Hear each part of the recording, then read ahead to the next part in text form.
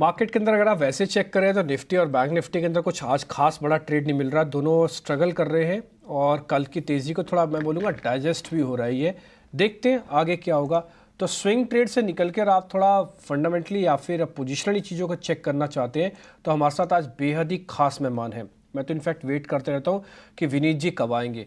जब विनीत जी आते हैं तो उसके बाद मेरा थोड़ा मन भी हर्षोल्लास हो जाता है, एकदम से खुश हो जाता है और उनको सुनने में ना बड़ा मज़ा आता है।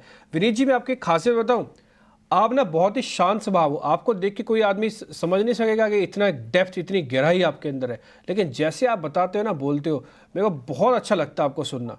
मेरी थोड़ी लिमिटेशन है, मैं सिर्फ 10-15 मिनट ही आपसे बात करता हूँ। अगर आपसे मैं बातचीत करना चाहूँ ना तो 3 घंटे तक मैं आपसे बात कर सकता हूँ। आप ऐसा बढ़िया से समझाते हो। बहुत बहुत शुक्रिया sir, thank you very much. आज आप फिर से समय दे रहे हो 18 स्वदेश को, मेरे को बहुत अच्छा लगता है आपसे बातचीत करके।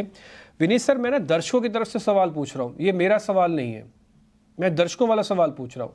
दर्शकों का सवाल ये है कि 2023 का बहुत बढ़िया प्रॉफिट हमारे पास है, 2024 में हम प्रॉफिट बुक करके बाहर आ जाएं क्योंकि सामने चुनाव है और 2-4 दिन बाद बजट है या कुछ और भी इवेंट आते रहेंगे, या फिर वो अपने प्रॉफिट के साथ आगे कैरी फॉरवर्ड करें। 2024 भले 23 जैसा तो नहीं हो लेकिन बुरा भी नहीं होगा। ये दर्शकों के सवाल है जो मैंने आपसे पूछे, उनके माफिक। तो सबसे पहले तो नमस्कार और सभी नमस्ते दर्शकों सर। को भी मेरा प्रणाम और हैप्पी न्यू ईयर आपको थैंक भी। यू। और थैंक यू, आपने इतना अच्छा जो इंट्रोडक्शन दिया, खुश कर दिया आपने। Thank you so sir, thank you. मैं इसको ऐसे बताना चाहूंगा कि कई कई बार होता ये है कि मार्केट में रिटर्न्स अपफ्रंट हो जाते हैं, पहले आ जाते हैं, फंडामेंटल्स उसको फॉलो करते रहते हैं, और कई कई बार फंडामेंटल्स आगे चले जाते हैं और रिटर्न्स आने में टाइम लग जाता है। अब हमने पिछले 2-3 साल से और स्पेशली लास्ट ईयर हमने देखा कि रिटर्न्स काफी आ चुके हैं। इसके चलते मार्केट्स में स्पेशली जो मिड कैप कैटेगरी है, स्मॉल कैप कैटेगरी है, वैल्यूएशंस आज सबसे ऊंचाई पे पहुंच गए हैं। मतलब 10 साल का मैं एवरेज अगर वैल्यूएशंस लेता हूं तो मिड कैप तकरीबन 20% प्रीमियम पे चल रहा है 10 साल के एवरेज वैल्यूएशन से, और स्मॉल कैप जो है वो 25% प्रीमियम पे चल रहा है। तो जब हम इस लेवल की वैल्यूएशंस की बात कर रहे हैं तो हमें डेफिनेटली कॉशियस तो रहना ही चाहिए, और हमारी जो रिटर्न एक्सपेक्टेशन होती है मार्केट से कुछ टाइम ड्यूरेशन के अंदर, उस चीज़ को हमको मॉडरेट करने की बहुत आवश्यकता है।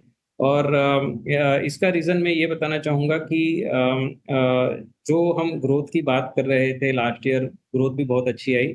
इस साल अगर हम अर्निंग्स मोमेंटम देखें, दिसंबर क्वार्टर का देखें और आगे भी जो लग रहा है, मुझे लगता है ग्रोथ शायद कहीं पे जाके थोड़ी-सी स्लो हो जाएगी। और इसके ट्रेंड्स हमको जैसे आईटी सेक्टर में दिखे, बैंकिंग सेक्टर में भी जो मार्जिन्स है वहाँ पे थोड़ा-सा श्रिंकेज दिख रहा है बैंक्स में, और अभी भी वो प्रेशर बना रहेगा। कंजम्पशन जो कैटेगरी है, जो बहुत बड़ी कैटेगरी होती है, वहाँ पे हमने देखा कि वॉल्यूम ग्रोथ नहीं आ रही है लोगों के इन्फ्लेशन के कारण और प्राइस बढ़ने के कारण। ये सब I think the demand momentum थोड़ा स्लो हो चुका है। तो मुझे लगता है कि मार्केट इन चीज़ों को नज़रअंदाज नहीं करेगा, और जब ये स्लो अर्निंग्स की हम बात करेंगे तो आई थिंक वैल्यूएशंस इतनी ऊंचाई पे रहना थोड़ा डिफिकल्ट है, और इसलिए मैं समझता हूँ कि मार्केट शायद कंसोलिडेट हो 1-2 क्वार्टर या 3 क्वार्टर, और फिर अपनी नई जो इसकी मूव है, depending upon how growth again comes back, I think तब वो डायरेक्शन मिलेगा। तो आई थिंक ये साल के पर्सपेक्टिव से मुझे लगता है कि डेफिनेटली इन्वेस्टर्स को थोड़ा सा ग्रोथ एक्सपेक्टेशन मॉडरेट करना जरूरी है। जी नमस्कार, मनीष बोल रहा हूँ सर। निश्चित रूप से आपसे बात करना हमेशा अच्छा होता है। हम देख रहे हैं कि तिमाही नतीजे आ रहे हैं और जिस तरीके से बीते 2-3 क्वार्टर्स में जो नतीजे आए थे तो अर्निंग अपग्रेड की बात हो रही थी। अब तक जो नंबर्स आए हैं तिमाही नतीजे, उसको उसको कैसे आप देख रहे हैं और क्या यहाँ से आपको लगता है कि अर्निंग अपग्रेड का जो सिलसिला शुरू हुआ वो आगे भी जारी रह सकता है? यहाँ तो मैं आई थिंक अर्निंग्स पे मैं जो बात कह रहा था कि अपग्रेड का जो सीजन था लास्ट ईयर, हमने देखा कि सब अर्निंग्स अपग्रेड हो रहे थे। आई थिंक इस साल जो है वो थोड़ा चैलेंजिंग हो जाएगा। अर्निंग्स अपग्रेड की जगह मुझे लगता है, वैसे तो लोगों ने अपने अर्निंग्स एक्सपेक्टेशन ही थोड़े से लो कर दिए हैं। जैसे अभी तक के जो रिजल्ट्स आए हैं उसमें मैंने देखा कि जो एबिटा ग्रोथ है, ऑपरेटिंग प्रॉफिट ग्रोथ, वो तकरीबन 10-12% के आसपास है। जबकि हम पिछले 1 साल से देख रहे हैं कि अर्निंग्स ग्रोथ रेट 20% के ऊपर आ रही है। अभी तो और भी रिजल्ट्स आने बाकी है, बट जितने अभी तक आए हैं, तो मुझे लगता है कि अर्निंग्स अपग्रेड का जो सिलसिला हमने देखा वो एक बहुत बड़ा उसका कारण ये था कि आपके जो कॉस्ट थे, रॉ मटेरियल कॉस्ट थे, फ्रेट कॉस्ट थे, वो सारे कम हो रहे थे, और उसके चलते प्रॉफिटेबिलिटी इंप्रूव हुआ और सब अर्निंग्स अपग्रेड हुई। बट अब ये भी देखा जा रहा है कि कॉस्ट जहाँ पे लो पे आके अब वहाँ पे फ्लैट हो चुके हैं, बहुत ज़्यादा बेनिफिट उसका आएगा नहीं, और कुछ-कुछ जगह पे कॉस्ट वापस से इंक्रीज़ होना चालू हो गया है। जैसे तेल हमने देख रहे हैं $82 पे वापस आ चुका है। फ्रेट रेड सी के इश्यू के कारण फिर बढ़ गया है। तो अब मुझे लगता है कि जो कॉस्ट का बेनिफिट आना था वो आ चुका है। सेल्स टॉप लाइन इतनी ज़ोर से ग्रो नहीं हो रही है, इसलिए ये अर्निंग्स अपग्रेड का जो सिलसिला है, मुझे लगता है अब अगले 2-3 क्वार्टर में तो एटलीस्ट नहीं दिख रहा है कि ये जारी रहेगा, और इनफैक्ट डाउनग्रेड की प्रोबेबिलिटीज़ थोड़ी ज़्यादा दिखाई दे रही।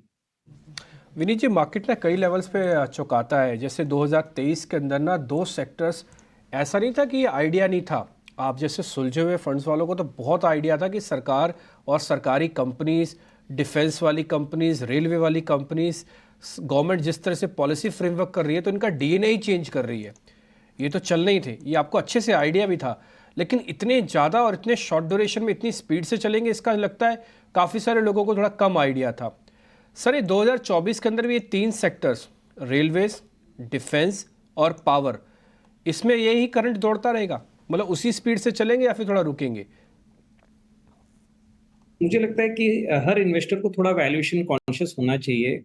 डेफिनेटली जो आपने बात कही बहुत ही इम्पोर्टेंट है कि ये सब कंपनीज डोमिनेटिंग कंपनीज हैं अपने अपने सेगमेंट में। जैसे डिफेंस में मैं कहूँगा तो कोई प्राइवेट सेक्टर में कोई बड़ी कंपनी है नहीं, तो केवल गवर्नमेंट कंपनीज है और डोमिनेटिंग कंपनीज अच्छा काम कर रही हैं। रेलवेज में भी हम देखें तो largely it is monopolised by the public sector.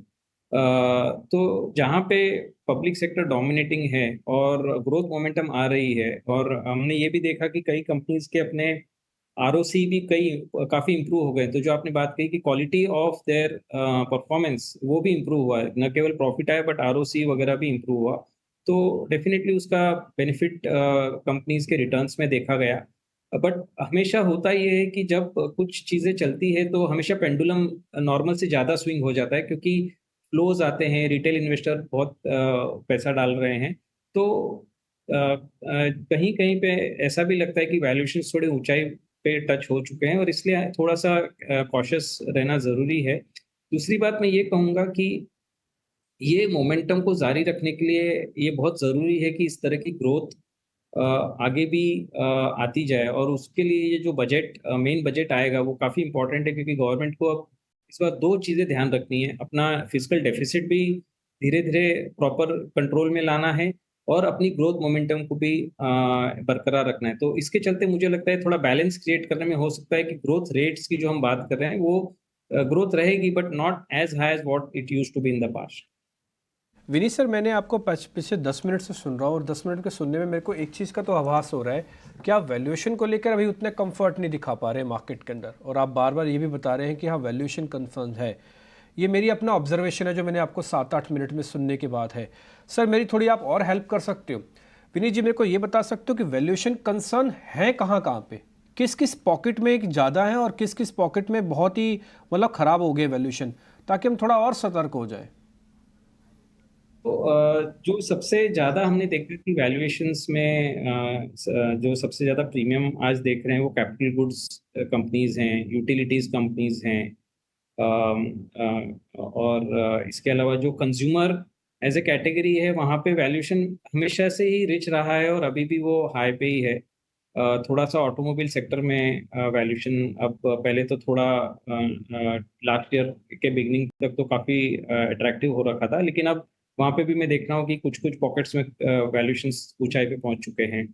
और जहाँ पे वैल्यूएशंस ठीक हैं, बैंकिंग एक सेक्टर है जहाँ पे वैल्यूएशंस ठीक हैं, इंश्योरेंस एक सेक्टर है जहाँ पे वैल्यूएशंस ठीक हैं, और ये मैं कहूँगा हेल्थ केयर भी जो एक सेक्टर है जहाँ पे वैल्यूएशंस ठीक है, और कुछ बिज़नेसेस है जो पिछले 1-2 साल से स्लो मोमेंटम में है।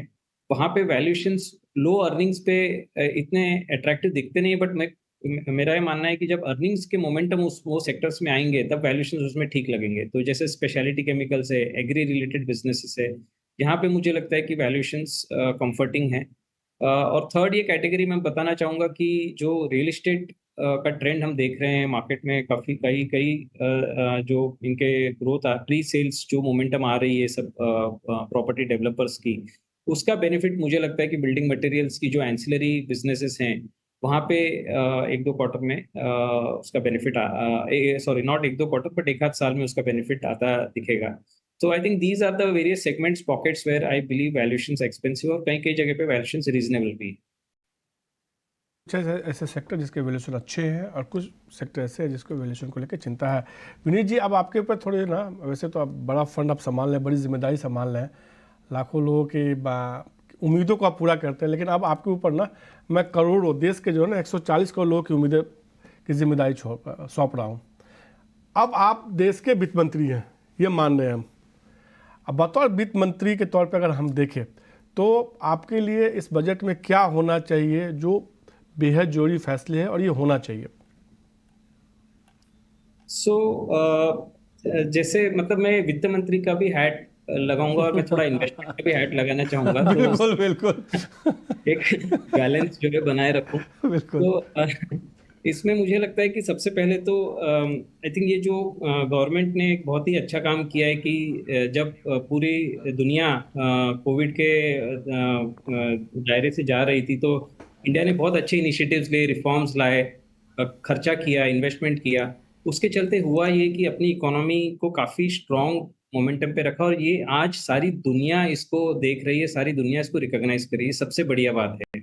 तो और मुझे लगता है कि ये मोमेंटम बरकरार रहना चाहिए, बट गवर्नमेंट के पास आज के दिन में चैलेंज ये है कि उनको फिस्कल डेफिसिट भी कंट्रोल करना है और इन्वेस्टमेंट भी चलाते रहना है। तो मेरे हिसाब से ये बैलेंस बनाना जरूरी है। और हम इन्वेस्टमेंट की बात करें तो अगर यदि गवर्नमेंट 12 to 15% जैसी अगर ग्रोथ कैपिटल इन्वेस्टमेंट में यदि बजट कर लेती है तो I think that will be a decent number to go with which will give us good comfort. एक तो ये है। दूसरा ये है कि लोगों के मन में थोड़ा सा टैक्स को लेके कंसर्न है कि टैक्सेशन के पॉलिसीज चेंज हो जाएं जिससे इक्विटी इन्वेस्टमेंट अफेक्ट हो जाए, तो वहाँ पे थोड़ा मार्केट कंसर्न है। तो मुझे लगता है कि वो कंसर्न हटा देना चाहिए क्योंकि इक्विटी मार्केट जब स्ट्रांग होता है तो इकोनॉमी में दोनों ही तरह से इकोनॉमी भी अच्छी चलती है और उसका रिफ्लेक्शन मार्केट में आता है, और मार्केट में रिफ्लेक्शन आता है तो इकोनॉमी जनरल सेंटिमेंट्स पॉजिटिव रहते हैं। तो आई थिंक ये दो बड़ी चीजें हैं जो मुझे लगता है कि as a let's finance minister plus investment professional ये दोनों चीजें का बैलेंस रख के आगे बढ़ना चाहिए। और थर्ड एक है कि ये पिछले एक साल से जो कंजम्पशन ट्रेंड है वो काफी पुअर हो चुका है क्योंकि लोगों की इनकम लेवल्स इतने बड़े नहीं हैं और इन्फ्लेशन खूब बढ़ गया है, तो सबके अपने पॉकेट्स पे हर्ट हुआ है। तो मुझे लगता है कुछ तो बेनिफिट कंजम्पशन ओरिएंटेड या जो रूरल लेवल के कंज्यूमर्स हैं या bottom of the pyramid consumers है उनके लिए मुझे लगता है कुछ स्पेसिफिक बेनिफिट्स होने चाहिए जिसकी वजह से वो अपना कंजम्पशन फिर से रिवाइव कर पाए। क्योंकि अभी तो क्या है, केवल एक पलड़े पे गाड़ी चल रही है जो गवर्नमेंट केपेक्स है, बट दूसरा पलड़ा जो है जो काफी इंपॉर्टेंट है वहां पे भी मुझे लगता है कि बेनिफिट आना चाहिए। काफ़ी इंटरेस्टिंग, बहुत ही बढ़िया सर। यही अब सब देखिए बैलेंस विनीत की जी ने जरूरत कितने होती है। शानदार, मतलब हिंदी में एक पलड़ा ऐसा है तो दूसरे पलड़ा में ऐसा होना चाहिए, मतलब हर आदमी देश के हर आमजन को सब कुछ समझ में आ जाए। ऐसे थोड़ी कहते हैं कि विनीत जी को सुनते रहे तो 3 घंटे तक हम सुन सकते हैं। पता विनीत जी थोड़ा माफ़ी चाहता हूँ, आज इतना ही समय है। मैं माफ़ी चाहता हूँ, मेरे पास इतना समय है, नहीं तो मेरे पास अगर समय ज़्यादा होता तो मैं तो आपको बिठा ही रखता सर। बहुत बहुत शुक्रिया sir, thank you very much, अच्छा लगा आपसे बातचीत करके। और सर जल्दी मुलाकात होगी सर, ये वादा मैं आपसे ले रहा हूँ सर, पक्का है ना? जल्दी आपसे वापस मुलाकात होने जा रही है। वित्त मंत्री के रूप में आपने भूमिका बता दिया, बजट के बाद फिर से आपसे मुलाकात होगी सर। बिल्कुल, थैंक यू सो मच। ठीक है सर, बहुत शुक्रिया, थैंक यू वेरी मच, अच्छा लगा आपसे बातचीत करके, थैंक यू वेरी मच।